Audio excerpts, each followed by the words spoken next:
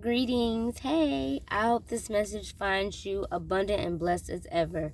If you're new to the channel, my name is Jasmine, and I am here to do God's work and pull out all of his chosen ones, all of his servants. So real quick, I was I'm not going to say under the weather, but I was okay, so earlier this morning I watched a video, and it kind of got me discouraged in what I'm doing. And after I let the message kind of sit in my spirit for a little bit,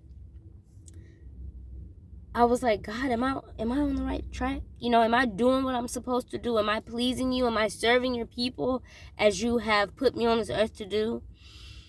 And at first I didn't get an answer. I was like, oh my gosh, I just didn't want any of this to go in vain. I just wanted to make sure that I was helping God's people, because I'm not on this earth for me. I'm on this earth for you and the Most High, so he can get the glory. He's getting the glory out of my story. But so when I was in the elevator, I heard harvest, and I was like, okay, harvest. And I remember one of my mentors, her name is Latoya Okia. She always says that, when you're working and you're doing your due diligence when it comes to the Most High, you have to make sure that when you are sowing, you'll be able to reap when God brings the harvest. Okay?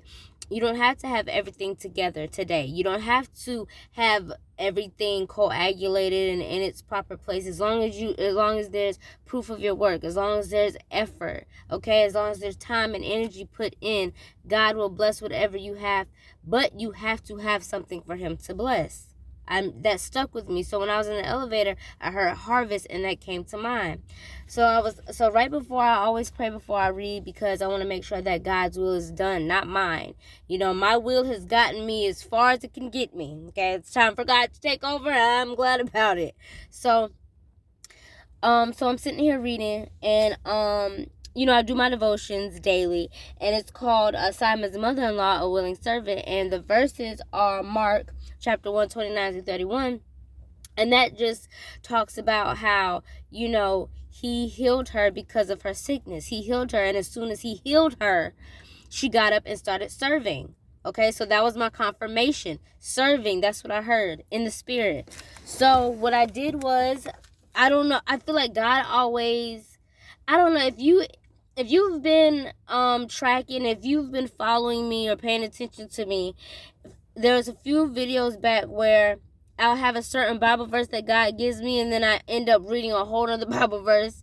But the incorrect Bible verse that I read the first time around, it resonated with me as well. That was my confirmation. So I'm gonna read it real quick. I'm not gonna keep you. So like I said, the scripture that was assigned to my devotion was chapter. Okay, slow down, Jazz. Okay. The book of Mark, chapter 1, verses 29 to 31. So I just basically gave you some spark notes about that. So this is the first verse I read, and this is let me show you, let me tell you. So the verse that I read initially was Mark chapter 4, verse 28. Now I don't know, I think I started at, yeah, I started at 28, but actually from 26 to 30, no, excuse me, from verse 26 to 29, it was a whole message, but God wanted me to start at slow down, Jazz. All right. God wanted me to start at the verse 21, because I feel like, not 21, oh my God. Okay, 28, slow down. All right. I told y'all my brain be moving faster than my mouth. I'm so excited. When I get excited about the word, I just pew, pew, like a little pinball. Anyway, so read it. Now listen to the key word. For the earth bears fruit by itself, first the blade, then the head, then the full seed in the head. But when the grain is ripe, immediately he applies the sickle, because the harvest has come. So I just said that in the elevator, I heard harvest in the spirit. That was the message. That is the message that I'm going to get to you today. But I just want to teach you on how God works in your favor. So I heard harvest. That was my confirmation. and sowing seed, planting seed, working. You reap what you sow, whether it's bad or good or indifferent. So for God to confirm that to me, he works in mysterious ways, but you can't have my faith. Okay, your faith might be teetering or wavering, but you can't have my faith. You can't borrow my faith. You can't rent it out. You have to have it for yourself. But the only reason and the only way you're going to be able to get that, get that glory that he gets through you, the Most High, of course I'm talking about, you have to take time with him. You have to trust him. You have to give everything to him, because if you are, I tell my mom this all the time, let's say if you're stressing, you're having a bad day, or your finances, this is your finances, right? This is your hand. Your hand is, this is the money. This is your hand. You got your hand tight because you're trying to penny pinch. You want to make sure that you have enough money for this and enough money for that, but you're holding on tight to it, but you know that God is telling you to do something else with it. And here's God's hand. See the difference? If you hold on tight to that money that God told you to dispense, that's all you're going to have.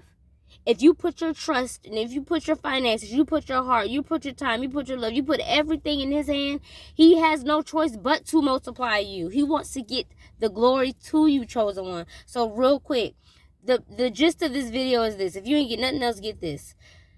You need to be walking in your purpose. You need to be doing something purposeful so that God can get the glory. Because when God gets the glory from you to him and him to you, what happens is when you're planting and it's raining, that was another confirmation. If you've been planting, if you have been sowing, he's raining, that means that you're planting and you're reaping, and everything that you did is being sown. That means that he is watering. He is watering so that your blessing can be fertilized. Until next time, chosen one, have a good one.